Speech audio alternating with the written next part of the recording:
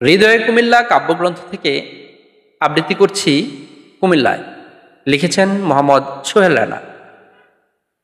ঢাকা যদি রাজধানী হয়, কুমিল্লা তার নাবি। দোস্ত রসমলাই খাবি, ময়নামতি যাবি, গুমতি নদীর তীরে তীরে কত যে গ্রাম পাবি। ঢাকা যদি রাজধানী হয়, কুমিল্লা তার মূল। দোস্ত করিস না রে ভুল, লালমাইয়ের চূড়ায় চূড়ায় ফুটে বনফুল। তিতাস নদীর পাড়ে বসে খুকি উড়ায় চুল। কুমিল্লার রূপে গুণে হবিরে ব্যাকুল। ঢাকা যদি রাজধানী হয়, কুমিল্লা তার ঘাঁটি। দোস্ত তাড়াতাড়ি হাঁটি, দই মিষ্টি খদ্দর চাদর পাবি যেথায় খাটি। ইচ্ছে হলে ধর্মসাগর সবাই সাঁতার কাটি, বটের ছায়ায় বিছিয়ে দেব বেতের শীতল পাটি। ঢাকা যদি রাজধানী হয়, কুমিল্লা তার ভাই।